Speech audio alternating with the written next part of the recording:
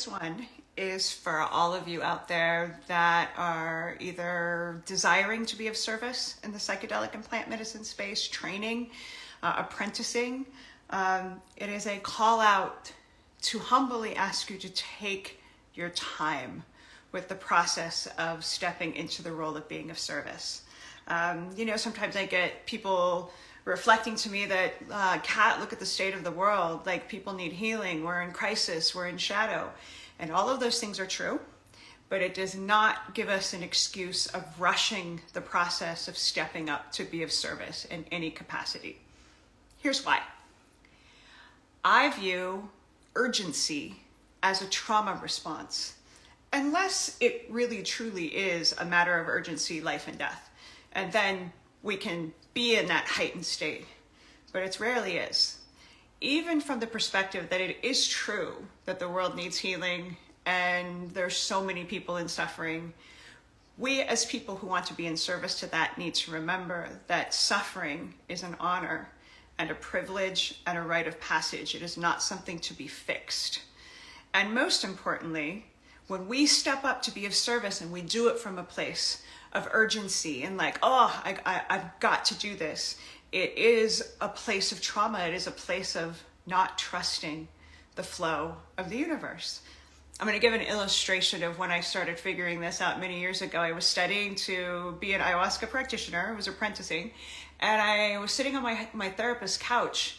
I was going on a vacation that weekend, just a getaway to San Diego, and I was freaking out of who is going to feed the stray cats and the birds, and who is going to take care of anyone who came to my house for help. And my therapist very kindly reflected back of like, sweetheart, you have savior syndrome. Do you not think that the birds and the cats and the people who need help can find it elsewhere? That it's not about you to fix and save the world. Now, this came from a really good place, and I know a lot of people have this savior syndrome because we're so confronted with the degree of suffering in this world. But if we are trying to step up to save anyone or anything, then we haven't done our own personal healing yet. We're coming from urgency, trauma, fear, and that is contagious. So imagine if you're sitting in an ayahuasca or a plant medicine ceremony, completely vulnerable, senses heightened to the nth degree, and the person that is holding space for you is anxious, has urgency, trying to save you. Imagine if you're drowning and the person that comes to be your lifeguard is also freaking out. Oh my God, the water. That is the very thing that we need to heal before we step up and want to hold others through the process, because we know this, we don't heal other people, we heal ourselves.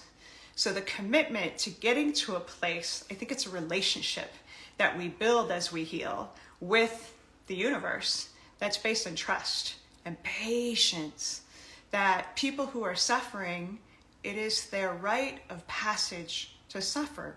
It's mine too. I still suffer. And we're not here to take that away from people, to fix it. There's nothing to fix. Ayahuasca is a sublime teacher of this. So instead, when we step up to be of service, we learn that everything's okay. Everything is as it should be. It's the opposite of that impetus of urgency. I need to be a healer because the world needs healing. Does it really, though? Isn't this exactly what we created from the deepest place of our wisdom in order to have the experience of expansion? I'm not saying it's easy. It's really difficult, but it's exactly what we came to do. So as a person who has been so blessed to get to sit behind the altar, I know what ayahuasca tells me my job is not to fix a damn thing, but to hold space and to be a champion and a cheerleader. There was a moment 12 years ago, something like that, I was sitting in ceremony and I had this image of being in the cave, the dark cave and maze with everyone else, only suddenly I had a hat on and it had a light. It's like, oh, I got a light. You guys, follow me. Let's get out of the cave. That is the moment I think she was showing me I could now step up and help others, because I trusted that A, I had the light, B, that the cave was for me, that, ooh, I'm navigating this cave. It's for all of us. And to trust that. And then, come on, everybody, let's find our way through this because we are in it together. But I'm not doing it for anybody. I'm not responsible for fixing anybody's suffering. I'm only responsible to continue my own journey of healing and to inspire others to do so if that's what they wish. So it's a different perspective than what you're seeing perpetuated all over the place right now. It's like all these courses that promise to make you a professional trip sitter or a shaman in a short period of time online. It's not possible. Please don't waste your money and fall for these things. It's experiential. And however it is that we choose to take on our own healing and our own shadow work is perfect. But it's not going to happen in an academic way. You're not going to sit in a classroom, either virtual or in person, and learn with your head how to heal something that has to be embodied. It has to be much deeper than that. So please don't fall for these places that just want to take your money because it's a big psychedelic renaissance and everybody wants in on it. You cannot learn this in an academic way. And you cannot fake it either. As I was mentioning, when we work with people, especially in psychotropic spaces, they are so profoundly sensitive. If you have your fingers crossed behind your back that you're pretending you think everything's okay, they know it. And that is contagious and it adds to the trauma and fear. It doesn't help it. So you're so welcome. Thank you for the beautiful comment. Yeah, we just gotta heal ourselves, everybody, and then inspire each other to do the same. What is the Ram Dass quote? That we're just walking each other home. And that is the truth of it. So if you catch yourself in the urgency of wanting to rush the process of being of service, remember this. It's a trick.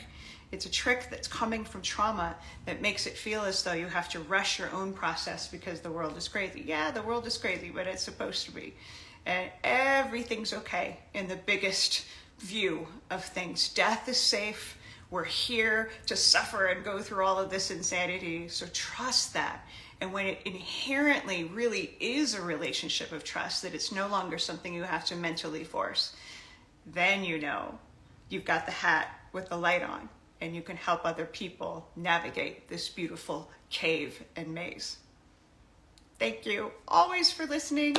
Next week, I'm going to talk about how to deal with a challenging aftermath, integrating something like a very traumatic or even an ego death experience in the aftermath of ayahuasca or other plant medicines. So I'll see you here next week. Thank you so, so much for listening, for caring, and for taking your time with your own healing. Much love.